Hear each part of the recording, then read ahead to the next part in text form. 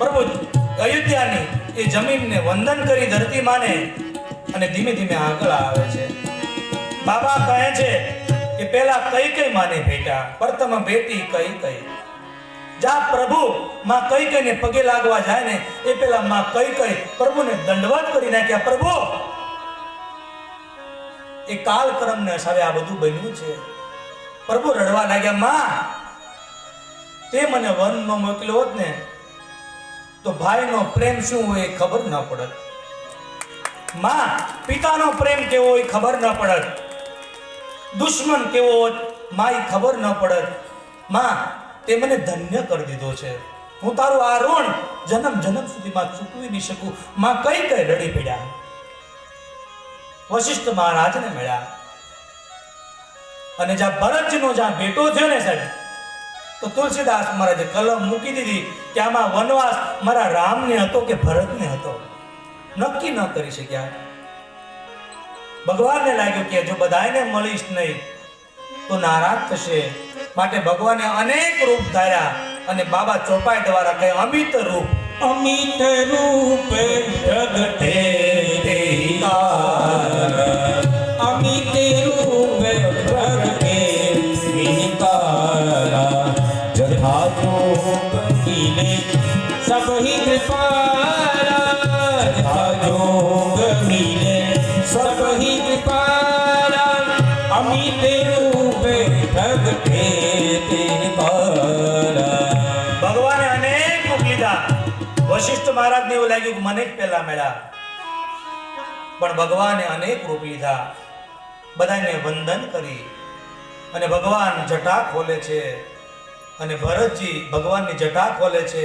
જન્મ જન્મની જંજાળ આજ પરમાત્મા અહીંયા મુક્ત ભરતજીને કરાવે છે.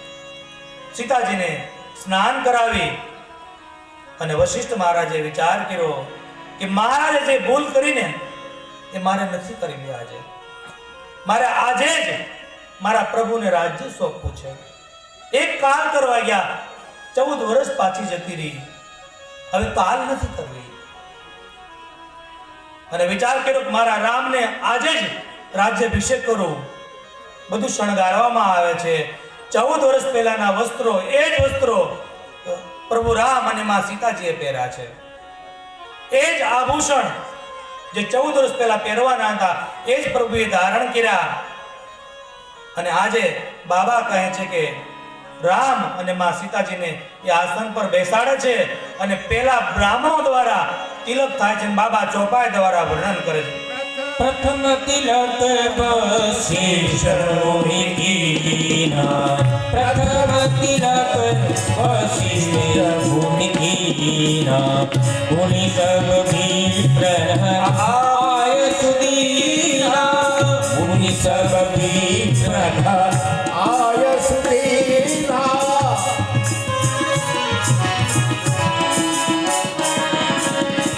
પ્રથમ તિલક વશિષ્ઠ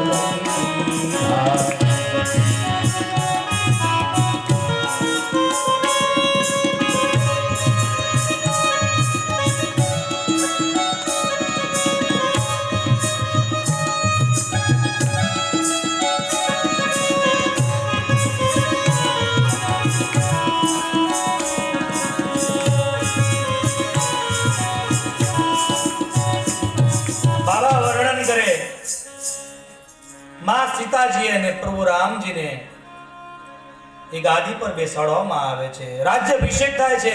પ્રથમ તિલક વશિષ્ઠ મુનિ કીધા. વશિષ્ઠ મુનિએ બ્રાહ્મણે તિલક કર્યું. સૌ બ્રાહ્મણોએ આશીષ ભગવાનને આપ્યા છે.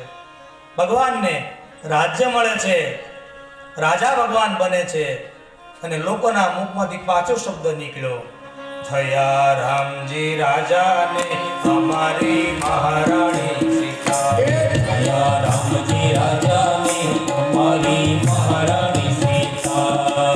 થયા રામજી રાજાને અમારી મહારાણી સીતા. થયા રામજી રાજાને અમારી મહારાણી સીતા.